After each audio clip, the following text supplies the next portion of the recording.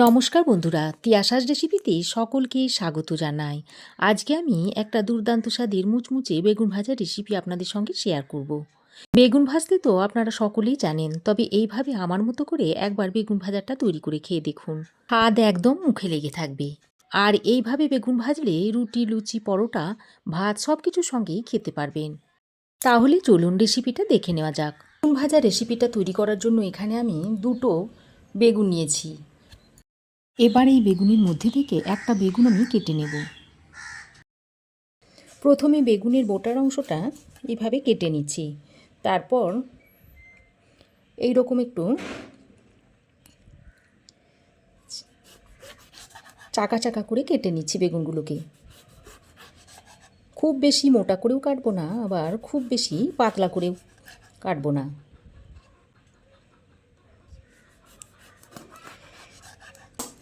তো বেগুনগুলোকে আমি এরকম মাঝারি সাইজ করে কেটে নিয়েছি। তো বেগুনগুলোকে আমি কেটে একটা প্লেটের মধ্যে নিয়ে নিয়েছি। এবার আমি এই বেগুনের মধ্যে দিয়ে দিচ্ছি স্বাদ মতো নুন। তবে খুব বেশি পরিমাণ নুন দেবেন না, খুব বেশি পরিমাণে নুন দিলে ভাজার পর বেগুনটা আর ভালো লাগবে না। তারপর দিয়ে দিচ্ছি হলুদ গুঁড়ো, আর দিয়ে দিচ্ছি 1 চামচ পরিমাণ ঝাল লঙ্কার গুঁড়ো।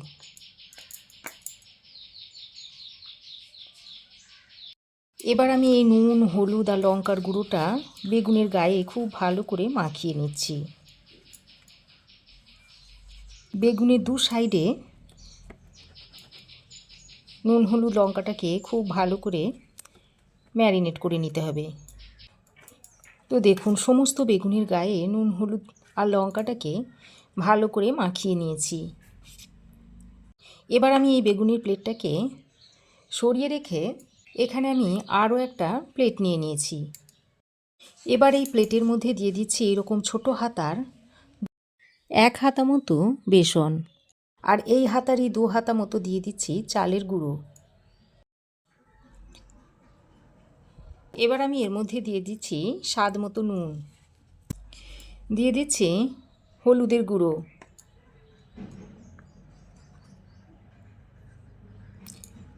ছোটো চামচের 1 চামচ মতো ঝাল লঙ্কার গুঁড়ো দিয়ে দিচ্ছি, হাফ চামচ মতো দিয়ে দিচ্ছি ধনে গুঁড়ো, হাফ চামচ দিয়ে দিচ্ছি জিরে গুঁড়ো। এবার এই সব কিছুকে একসঙ্গে হাতের সাহায্যে ভালো করে মিশিয়ে নিচ্ছি। তবে আপনারা বেগুনের পরিমাণটা যেমন নেবেন সেই অনুযায়ী এই মিশ্রণটা তৈরি করে নেবেন। আমি যে পরিমাণ বেগুন নিয়েছি তাতে আমার এই মিশ্রণে কিন্তু খুব ভালোভাবে হয়ে যাবে। তো দেখুন, সব কিছুকে একসঙ্গে ভালো করে মিশিয়ে নিয়েছি। এবার যে বেগুনটাকে নুন, হলুদ আর লঙ্কা মিশিয়ে রেখে দিয়েছিলাম সেটা আমি একটা করে নিয়ে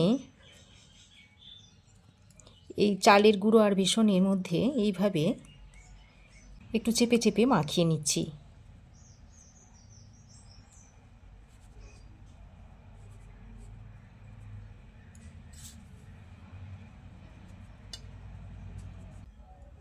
তারপর এইভাবে একটু ঝেড়ে নিয়ে একটা প্লেটে রেখে দিয়েছি। এইভাবে সবগুলোকে তৈরি করে নিতে হবে। তো বন্ধুরা, আমার এই আজকের রেসিপি যদি আপনাদের ভালো লেগে থাকে তো অবশ্যই একটা লাইক দেবেন। আর আমার এই চ্যানেলে যদি প্রথম এসে থাকেন তাহলে চ্যানেলটাকে সাবস্ক্রাইব করে পাশে থাকবেন। তো দেখুন, সব বেগুনের গায়ে বেসনের মিশ্রণটা লাগিয়ে নিয়েছি। এবার আমি একটা ফ্রাই প্যান গরম করে নিয়েছি।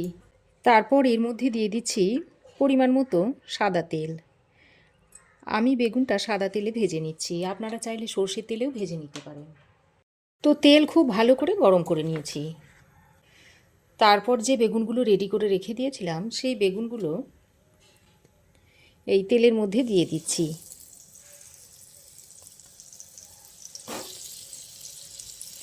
আর আমি একসঙ্গে 3টে করে বেগুন দিয়ে ভেজে নেব। এখন গ্যাসের ফ্লেমটাকে লো টু মিডিয়ামে করে বেগুনগুলোকে ভেজে নিতে হবে। তো বেগুনের এক পিঠ আমি প্রায় 2 মিনিট মতো লো টু মিডিয়াম ফ্লেমে ভেজে নিয়েছি। এবার আমি বেগুনটাকে এইভাবে উল্টে দিচ্ছি।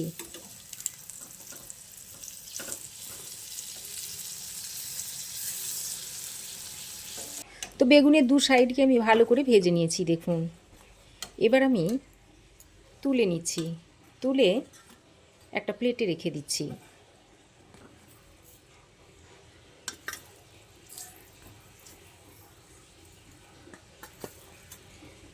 এবার এই বাকি তেলটাতেই আমি আবারও বাকি বেগুনগুলোকে ভেজে নেব।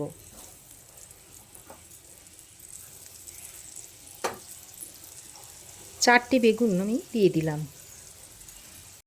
ওই একইভাবে এই বেগুনগুলোকেও আমি উল্টে পাল্টে ভেজে নেব।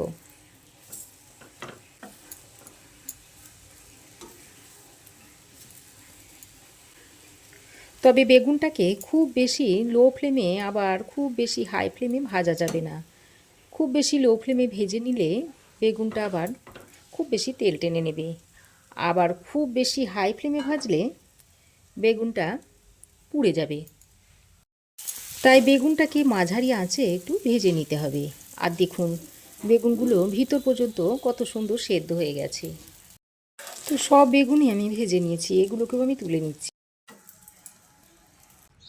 তো দেখুন সব বেগুন আমি ভেজে নিয়েছি, আর আওয়াজটা শুনে বুঝতেই পারছেন বেগুন কতটা ক্রিস্পি হয়েছে।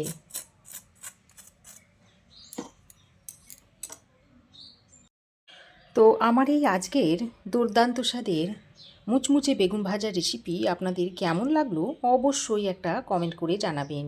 ভালো লাগলে একটা লাইক ও শেয়ার করবেন। পাশে থাকা বেল আইকনটাও অবশ্যই প্রেস করে দেবেন। আর আমার চ্যানেলে যদি নতুন হয়ে থাকেন তো প্লিজ চ্যানেলটাকে সাবস্ক্রাইব করার অনুরোধ রইল। আজ এ পর্যন্তই। আবার দেখা হবে নতুন কোনো রেসিপি নিয়ে নেক্সট এপিসোডে। সে পর্যন্ত ভালো থাকবেন, সুস্থ থাকবেন। ধন্যবাদ।